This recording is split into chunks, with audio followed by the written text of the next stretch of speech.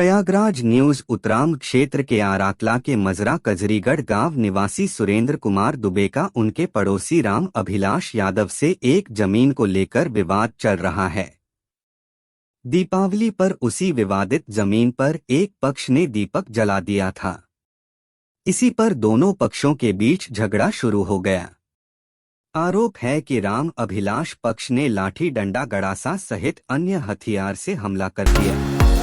उत्तर प्रदेश सरकार ने विदेशी निवेश को बढ़ावा देने के लिए नई नीति में संशोधन किया है। अब विदेशी कंपनियां इक्विटी के साथ साथ लोन या अन्य स्रोतों से धनराशि की व्यवस्था करके भी निवेश कर सकती हैं। निवेश की न्यूनतम सीमा 100 करोड़ रुपए रखी गई है। यह बदलाव फॉर्च्यून 500 कंपनियों के निवेश को आकर्षित करने में मदद करेगा।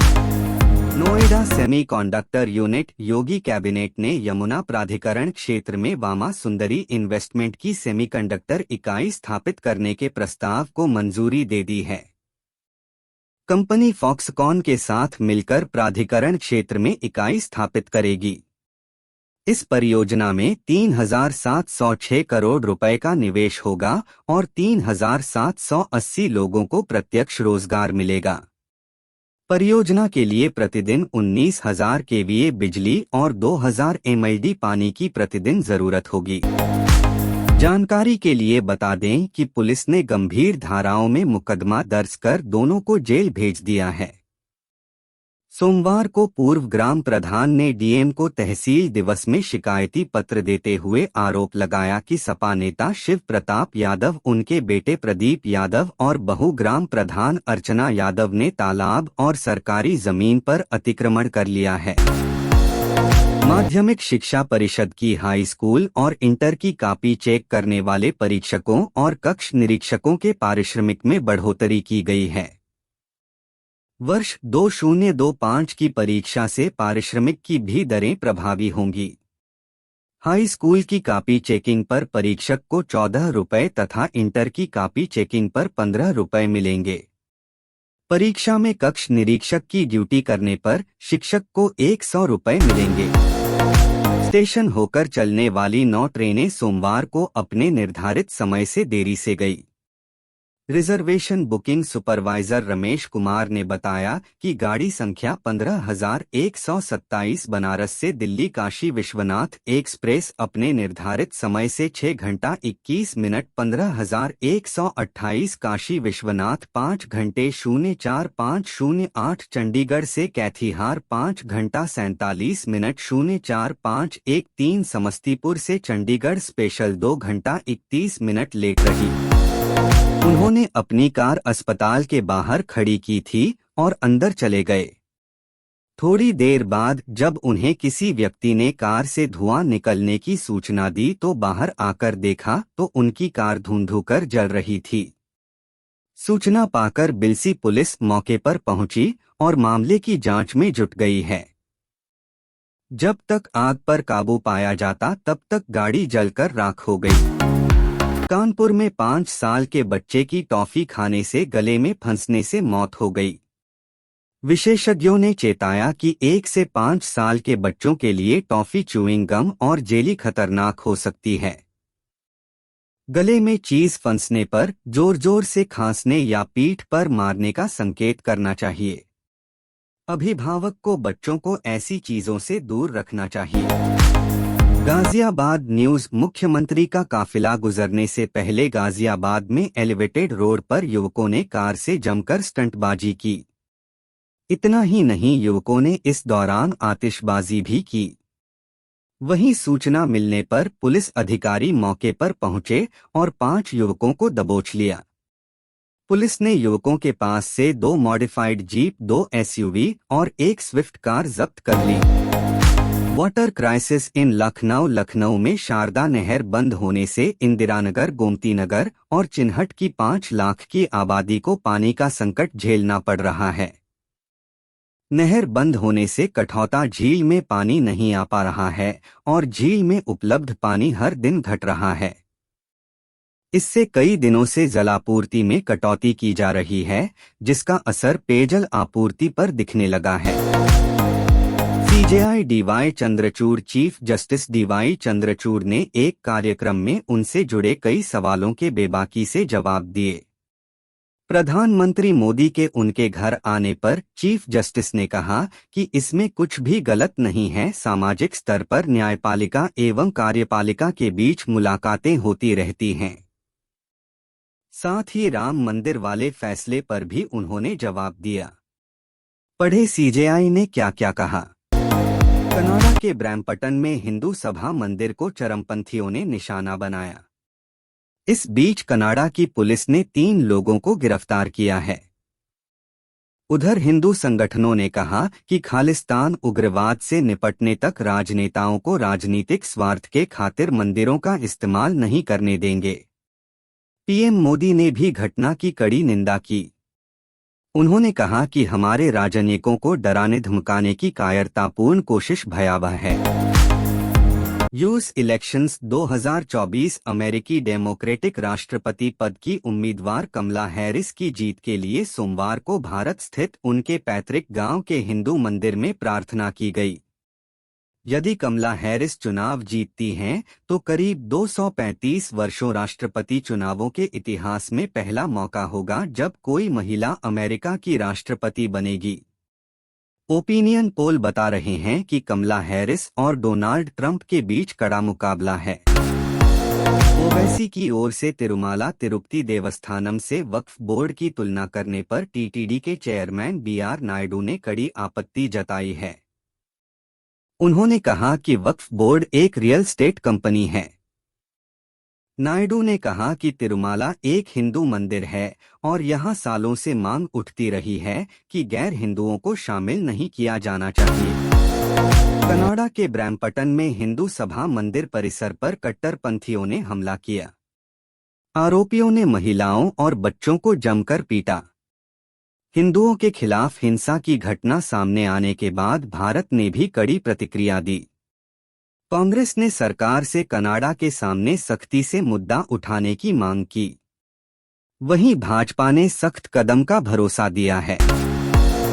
आवासन एवं शहरी कार्य मंत्रालय का कहना है कि फिलहाल उसकी नई योजना लाने की कोई प्लानिंग नहीं है। मंत्रालय अभी मौजूदा कार्यक्रमों पर ही फोकस बढ़ा रहा है। साथ ही 16वें वित्त आयोग की सिफारिशें सामने आने का इंतजार किया जा रहा है। यह संभव है कि शहरी विकास में राज्यों की जिम्मेदारी बढ़ाई जाए। पढ़े क्या है केंद्र की पूरी प्लानिंग। केंद्रीय गृह मंत्री अमित शाह ने कहा कि मोदी सरकार ने देश में प्राथमिक और माध्यमिक से लेकर इंजीनियरिंग और मेडिकल की शिक्षा भारतीय भाषाओं में उपलब्ध कराकर सभी भाषाओं के विकास के लिए अनुकूल वातावरण तैयार किया है। साथ ही उन्होंने कहा कि पीएम मोदी ने हर अंतर्राष्ट्रीय मंच पर हिंदी में बोलकर राष्ट्रभाषा हिंदी का गौरव बढ़ाने का काम किया है। PM Modi on Canada. प्रधानमंत्री नरेंद्र मोदी ने कनाडा को सख्त लहजे में संदेश दिया है और कहा है कि प्रतिक्रिया दी है और कहा है कि कनाडा ने हमारे राजनयिकों को डराने धमकाने की कायरतापूर्ण कोशिशें की हैं। साथ ही पीएम मोदी ने कनाडा में हिंदू मंदिर पर हुए हमले की भी निंदा की है। पढ़े पीएम मोदी ने क्या क्या कहा। शनिवार को मुंबई पुलिस को उत्तर प्रदेश के मुख्यमंत्री योगी आदित्यनाथ को जान से मारने की धमकी मिली है। Mumbai police traffic control cell को भेजे गए इस संदेश में चेतावनी दी गई है कि अगर सीएम योगी 10 दिनों के भीतर इस्तीफा नहीं देते हैं तो उन्हें बाबा सिद्दीकी की तरह मार दिया जाएगा। यह संदेश एक अज्ञात नंबर से आया था, जिसके बाद आरोपी को गिरफ्तार किया गया। मुंबई पुलिस आयुक्त विवेक फंसालकर को सोमवार को राज्य सरकार ने महाराष्ट्र के पुलिस महानिदेशक का अतिरिक्त प्रभार सौंप दिया। एक अधिकारी ने यह जानकारी दी। इससे कुछ घंटे पहले ही चुनाव आयोग के आदेश पर मौजूदा डीजीपी रश्मि शुक्ला का तबादला कर दिया गया था। यह दूसरी बार है जब फंसालकर को राज्य के शीर्ष पुलिस अधिकारी की अतिरिक्त जिम्मेदारी सौंपी गई है। इस वक्त दुनिया की नजर यूएस प्रेसिडेंट इलेक्शन की खबरों पर है। पूर्व राष्ट्रपति डोनाल्ड ट्रंप और उपराष्ट्रपति कमला हैरिस के बीच कड़ी टक्कर देखने को मिल रही है। 5 नवंबर को अमेरिका में राष्ट्रपति चुनाव होने जा रहे हैं। इससे पहले जानिए कि हॉलीवुड सेलिब्रिटीज किसे अमेरिका का राष्ट्रपति बनाने की सोच रहे हैं। जानिए इस बारे में। बॉलीवुड अभिनेता आयुष्मान खुराना एक अभिनेता होने के साथ साथ गायक भी हैं। उन्होंने अपनी कई फिल्मों में गानों को अपनी आवाज दी है। उन्होंने रोमांटिक से लेकर एक्शन ड्रामा तक में काम किया है। दैनिक जागरण के साथ बातचीत में थामा एक्टर ने रिवील किया है कि फिल्मों में आखिर वह किस चीज के प्रति सावधानी बरतते हैं। अभिनेता संजय कपूर की बेटी शनाया कपूर एक्ट्रेसेस सुहाना खान और अनन्या पांडे की बचपन की दोस्त हैं। सुहाना और अनन्या ने बॉलीवुड में डेब्यू कर लिया है, लेकिन शनाया का डेब्यू लंबे समय से अटका हुआ है। जल्द ही वह साउथ से अभिनय शुरू कर रही हैं। इस बीच महीप ने बेटी की इनसिक्योरिटीज के बारे में बात की है। अभिनेता, निर्देशक और निर्माता अरबाज खान भले ही बड़े पर्दे पर कम दिखाई देते हों, लेकिन पर्दे के पीछे वह बहुत एक्टिव हैं। हाल ही में उनकी फिल्म बंदा सिंह चौधरी सिनेमाघरों में रिलीज हुई, जिसे मिलाजुला रिस्पॉन्स मिला था। अब दैनिक जागरण के साथ बातचीत में अरबाज ने सलमान खान की 2 शानदार फिल्मों के सीक्वल के बारे में बात की है। हॉरर कॉमेडी फिल्म भूल भुलैया 3 में मंजुलिका की बहन का किरदार निभाने वाली माधुरी दीक्षित काफी चर्चा में हैं। हॉरर मूवी में एक्ट्रेस की एंट्री ने बवाल मचा दिया है। अब दैनिक जागरण के साथ बातचीत में माधुरी दीक्षित ने अपनी डेब्यू फिल्म से लेकर जिंदगी में डर को लेकर खुलकर बात की है। बस कुछ दिन और जब नहाए खाए 5 नवंबर के साथ घाटों से लेकर घरों तक छठ के गीतों की धुनें सुनाई देने लगेंगी। ये गीत सिर्फ चुनिंदा शहरों ही नहीं बल्कि पूरे देश में फैल चुके हैं, जिनकी विशेषता है परंपरागत धुन और साधारण से शब्द। विनोद अनुपम ने छठ के पारंपरिक गीतों के प्रसार और आधुनिक अंदाज पर बात की है। हाल ही में न्यूजीलैंड क्रिकेट टीम ने भारतीय क्रिकेट टीम को टेस्ट सीरीज में 3-0 से मात दी। इस शर्मनाक हार से भारतीय टीम को world test championship points table में नुकसान हुआ है। भारतीय टीम अब दूसरे नंबर पर पहुंच गई है। अब भारतीय टीम ऑस्ट्रेलिया दौरे पर जाएगी। इस दौरान भारतीय टीम को 5 टेस्ट मैचों की सीरीज खेलनी है।